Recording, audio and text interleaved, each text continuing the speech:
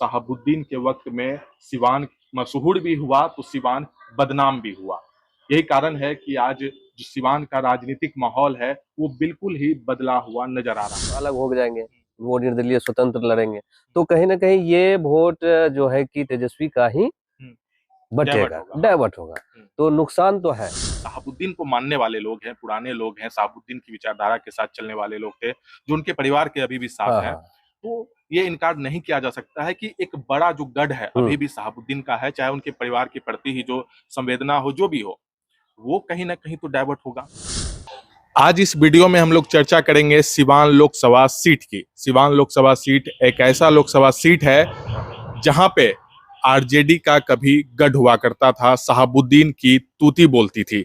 आज इस वीडियो में सिवान लोकसभा सीट को लेकर के चर्चा करेंगे। हमारे साथ मौजूद हैं मनीष जी, इनसे खास बातचीत करेंगे सिवान लोकसभा सीट को लेकर के, क्योंकि देखिए अब जो है लोकसभा के का जो चुनाव है उसमें बेहद ही कम समय बचा है और सीट बंटवारे की जो प्रक्रिया है वो लगभग अब तय हो चुकी है। ऐसे में जो सिवान लोकसभा सीट है जहां पे कभी शहाबुद्दीन की तूती बोलती थी, लेकिन आज सिवान का जो राजनीतिक माहौल है वो बदला हुआ नजर आ रहा है। सबसे पहले अगर बात करें तो सिवान का जो माहौल है, सिवान एक वक्त था जब देश के प्रथम राष्ट्रपति डॉक्टर राजेंद्र प्रसाद देश रत्न के नाम से सिवान मशहूर हुआ। उसके बाद सिवान की परिस्थिति बदलती चली गई और एक वक्त में शहाबुद्दीन के नाम से सिवान जाना जाने लगा और सिवान में शहाबुद्दीन को साहब का जो दर्जा है वो सिवान में दिया। और शहाबुद्दीन की कहानी पूरे देश को पता है कि शहाबुद्दीन का कितना प्रभाव था सिवान में। आरजेडी के वफादार सिपाही कहे जाते थे शहाबुद्दीन, लेकिन राजनीतिक माहौल बदला और आज की परिस्थिति बिल्कुल अलग है। अगर सिवान लोकसभा सीट की चर्चा करें तो शहाबुद्दीन 1995 से लेकर के 2004 तक सिवान लोकसभा सीट पे जीत दर्ज करते रहे। 2004 में तो शहाबुद्दीन जेल में थे, लेकिन जेल में रहने के बावजूद सिवान ने शहाबुद्दीन का साथ दिया। लेकिन वर्तमान परिस्थिति कुछ और है। जब 2009 का लोकसभा चुनाव हुआ तब शहाबुद्दीन चुनाव नहीं लड़ पाए थे, क्योंकि कोर्ट के तरफ से शहाबुद्दीन को चुनाव लड़ने से मना कर दिया गया। कई सारे आरोप थे शहाबुद्दीन के ऊपर, तेजाब हत्याकांड को लेकर के भी शहाबुद्दीन लंबे अरसे तक उसमें घिरे रहे।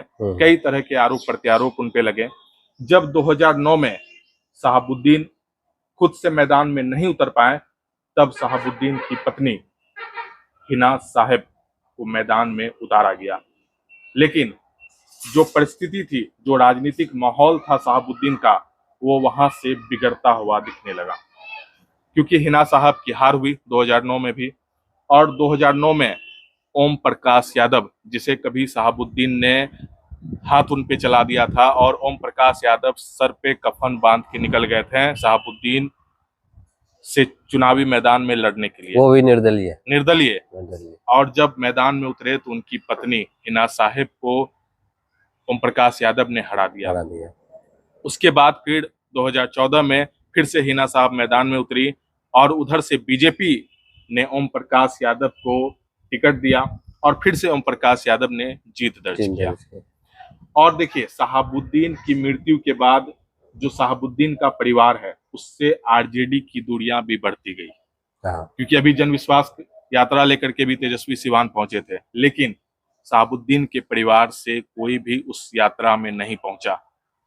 हिना साहब से जब सवाल पूछा गया तो उन्होंने बताया कि नाराजगी नहीं है लेकिन साथ भी नहीं है। और अब तो हिना साहब ने खुल करके कह दिया है कि वो निर्दलीय या तो वो लड़ेंगे या तो उनका बेटा लड़ेगा। इससे क्या आरजेडी को एक बड़ा नुकसान होगा, क्योंकि देखिए 2019 का लोकसभा चुनाव अगर देखें तो 2019 में एनडीए गठबंधन में वो सीट जेडीयू के खाते में गई थी और वहां से कविता सिंह जेडीयू की उम्मीदवार जो हिना साहब को हरा करके जीत हासिल की। अभी फिर से जो समीकरण है उसमें एनडीए के साथ फिर से जेडीयू है और फिर से उम्मीद है कि कविता सिंह जो कि सिटिंग एमपी है फिर से वो मैदान में उतरेंगे। तो वहीं दूसरी तरफ आरजेडी से अब हिना साहब अलग हो चुकी हैं। कितना प्रभाव रहेगा, क्या लगता है कि तेजस्वी को एक बड़ा झटका सिवान में लग सकता है? प्रभाव तो शुभम जी रहेगा ही, क्योंकि एक बहुत बड़ा वर्ग जो आरजेडी को सपोर्ट करता था, वो कहीं ना कहीं इस समीकरण में जो है कि फिट नहीं बैठ रहा है। एक तरीके से कहिए, अगर हिना साहब शहाबुद्दीन का जो चलती था, तूती था, लालू का बहुत करीबी माना जाता था, वो अभी के दौर में बिखरता हुआ नजर आ रहा है। ऐसे अभी जो सिटिंग एमपी आप बोले, आप कविता सिंह, इसके साथ जदयू का है और इसका मेल भी बीजेपी से हो गया है। तो एमवाई के साथ साथ वहाँ जो फैक्टर था, कुशवाहा का था, रविदास का है, ये और सारे फैक्टर हैं जो कि ये मिलके इसको जिताया अभी। तो अभी क्या हुआ कि जैसे अभी हिना साहब अलग हो जाएंगे, वो निर्दलीय स्वतंत्र लड़ेंगे, तो कहीं ना कहीं ये वोट जो है कि तेजस्वी का ही बटेगा, डाइवर्ट होगा। तो नुकसान तो है, नुकसान है।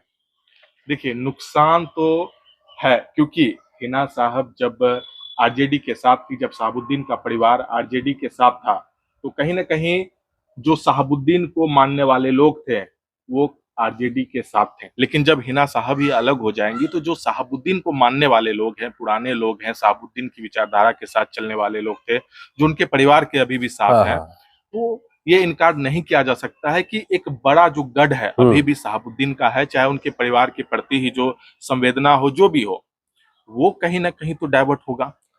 वो डाइवर्ट होगा, वही बता रहे हैं कि जैसे कि हिना साहब सेकंड थी, कविता सिंह की, जब वो एनडीए के साथ चुनाव वो लड़े, तो वो सेकंड में हिना साहब ही थी। और उस वक्त अलायंस नहीं था सीपीआई एमएलए या ये जो सभी है माले वगैरह का।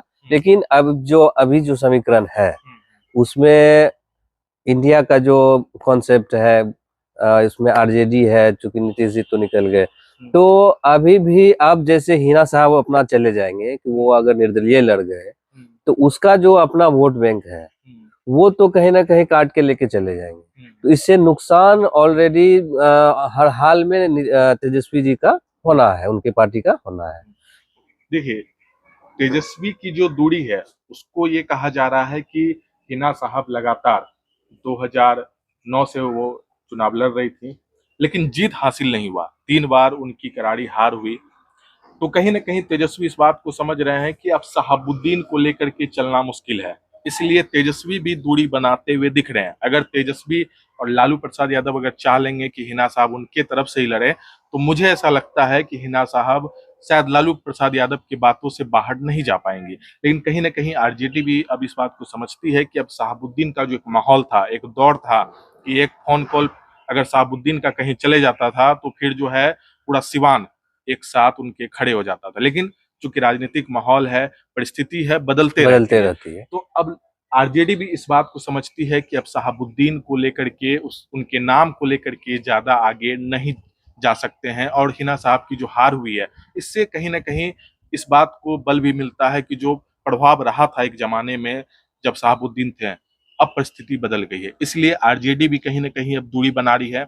और लालू प्रसाद यादव हो या फिर तेजस्वी यादव हो, इस बात को बखूबी अब समझ रहे हैं कि अगर वो हिना साहब से अलग होते हैं तो जो शहाबुद्दीन का वोट बैंक है, जो उनके परिवार का एक वहां पे वर्चस्व है, उस पे आरजेडी एक अपना कैंडिडेट जमा करके जो है उनके वोट बैंक को अपने तरफ खींचेगी। क्योंकि जन विश्वास यात्रा के दौरान जब सिवान पहुंचे थे तो एक शार्प शूटर के साथ भी तेजस्वी की तस्वीर वायरल हुई थी, जो शहाबुद्दीन के करीबी शूटर माने जाते थे, उनके करीबी थे। तो क्या लगता है, तेजस्वी कुछ नया खेल करने वाले हैं क्या सिवान में? हाँ, ये जन विश्वास यात्रा से तो उसने मैसेज देने का काम किया ही है समाज को। और वो जो ऐसे भी जब वो आप तो देखिएगा कि उसका यात्रा जहां जहां से भी गुजरा उसको सपोर्ट तो बहुत मिला।